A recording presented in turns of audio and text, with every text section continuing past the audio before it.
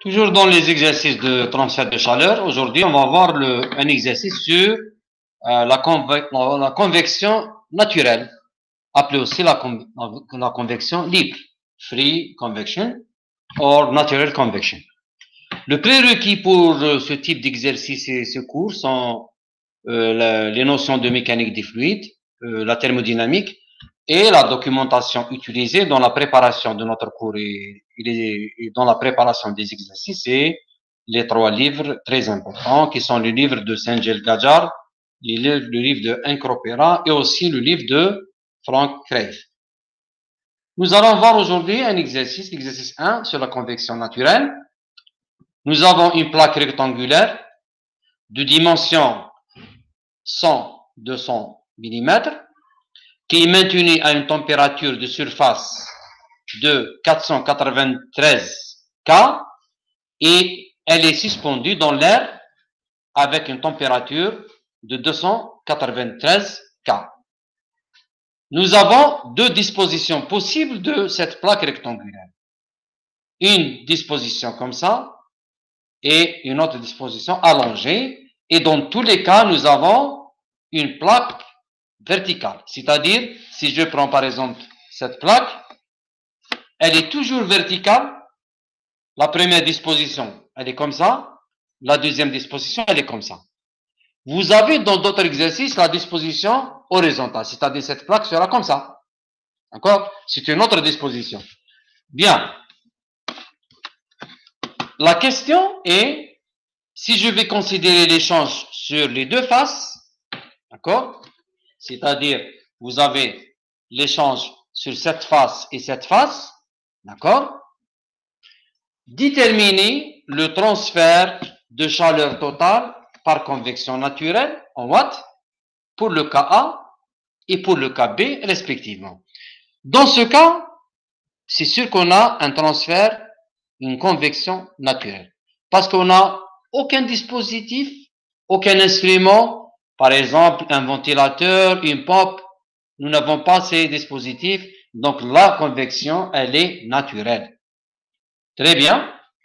Donc le taux de transfert de chaleur par convection naturelle est donné toujours par l'équation de Newton, c'est-à-dire le coefficient fois la surface d'échange fois la différence de température entre la paroi et l'air. Le coefficient de convection, il est obtenu à partir du nombre de Nusselt, lui-même fonction du nombre de Grashof et le nombre de Prandtl. C'est-à-dire, on peut tirer directement le H à partir de Nusselt qui est fonction de nombre de Grashof basé sur une longueur caractéristique, on va la voir. Donc, le nombre de Grashof, c'est un nombre qui est le rapport entre les forces de flottabilité et les forces visqueuses. Donc, s'il y a un écoulement, s'il y a l'air qui se déplace comme ça à petite vitesse, c'est une convection naturelle sur une plaque. Donc, il y a le mouvement qui est dû à la variation de masse volumique, variation de température, masse volumique. Donc, c'est les effets de flottabilité. Et il y a aussi l'autre effort, c'est l'effort de frottement ou bien de viscosité. LC, dans ce cas, c'est une longueur caractéristique de la géométrie. Donc, attention à la position de la plaque. Parce que si vous avez une plaque comme ça, on va voir le mouvement de l'air. Donc, la longueur caractéristique, c'est la longueur qui est attaquée par l'écoulement. D'accord?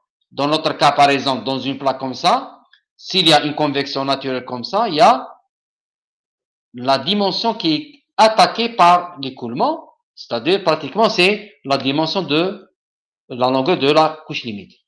Donc si vous avez cette disposition, donc c'est un autre cas. La longueur caractéristique, c'est ça.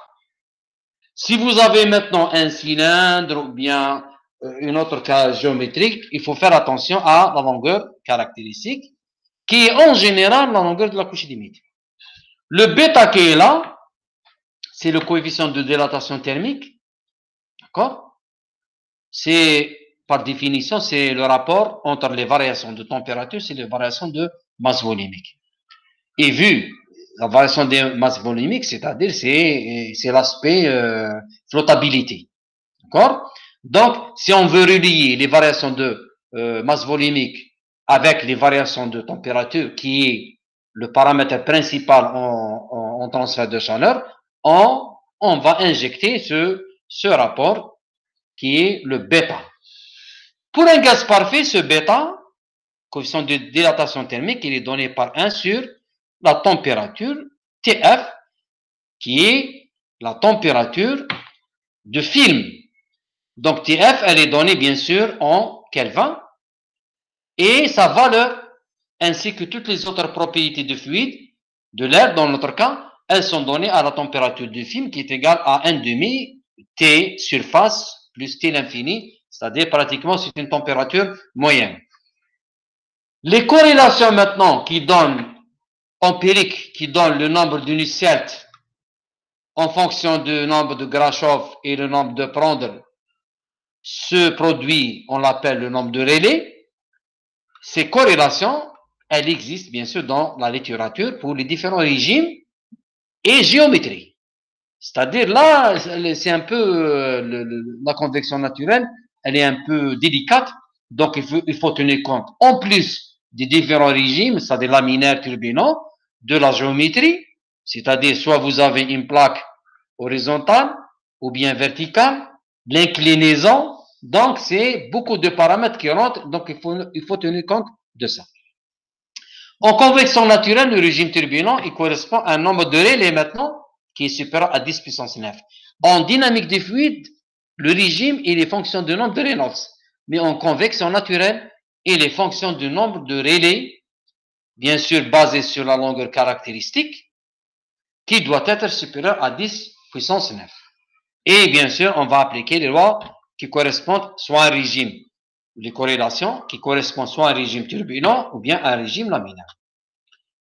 Donc, on va commencer à analyser notre problème. Donc, à la température du film de l'air, qui est égale à Ts plus T infini divisé par 2, donc c'est 393 K, c'est 120 degrés C. Les tables nous donnent les propriétés de l'air à cette température. C'est les propriétés qui sont utilisées dans la détermination des nombres adimensionnels, nombre de Nusselt, nombre de Grashof et nombre de Prandtl. D'accord? Vous avez le ρ, vous avez le Cp, le mu, la vitesse cinématique, la diffusivité thermique, le coefficient de conduction et le nombre de Prandtl.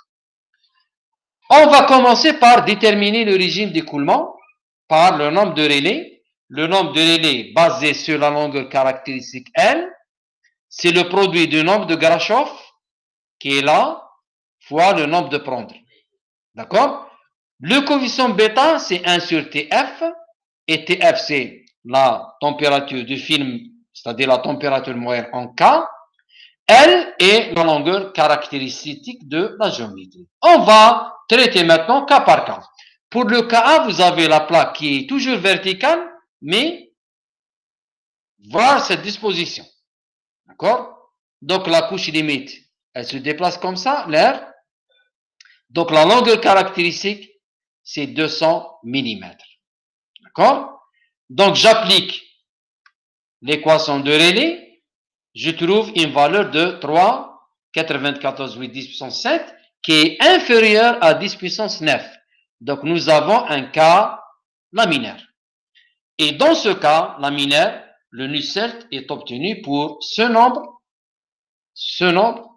et cette position qui est là à partir des tables. Donc là, donc cette position, elle est toujours verticale bien sûr, mais de cette façon, c'est-à-dire nous avons la longueur qui est là. On va utiliser pour ce nombre de Rayleigh les corrélations empiriques qu'on trouve dans les livres. Donc nous avons ce cas, une plaque verticale dans ce sens. Court. La longueur caractéristique, c'est L, c'est la longueur qui est attaquée par l'écoulement, par la couche limite. Et l'intervalle de Reynolds, nous, on est dans cet intervalle, c'est-à-dire dans le cas laminaire. On va appliquer la corrélation suivante, qui est là. Là, il faut faire attention parce qu'on a aussi une autre corrélation qui est plus précise pour l'ensemble, pour tout l'intervalle. Là, vous avez le cas laminaire, là, vous avez le cas turbulent, et là, c'est une corrélation très importante et très précise, mais elle est difficile un peu pour les calculs, donc on va se limiter à cette corrélation qui est là, qui va nous donner un U7 de 46,75.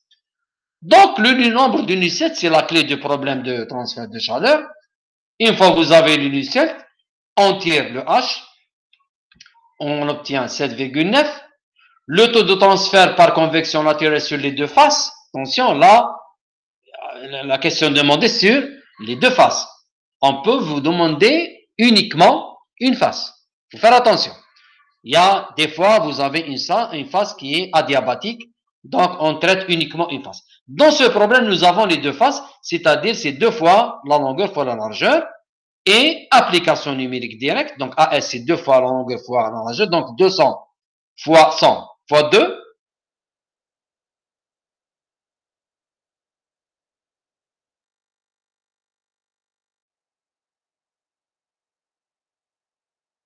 ça va, qui est là, la plaque, elle est toujours verticale, d'accord? Elle est toujours verticale, elle est comme ça. Premier cas, on avait cette disposition, verticale. Maintenant, nous avons toujours une plaque verticale, mais ce qui change maintenant, c'est la longueur caractéristique. LC, c'est la longueur qui est attaquée par l'écoulement, la longueur de la couche limite, c'est 100 mm. C'est 100 mm. Voilà. Et application numérique pour le nombre de relais, on trouve 4,93, 10 puissance 6, inférieur à 10 puissance 9. Donc, c'est un cas laminaire. Donc, j'applique toujours une plaque verticale et j'applique toujours cette corrélation qui est là. Je remplace le relais, basé sur L, qui est égal à 4,93 10 puissance 6. J'obtiens un échelle de 27 minutes, lequel il va me donner le coefficient H et le taux de transfert par convection sur les deux faces pour cette disposition B qui est égale à 75,2.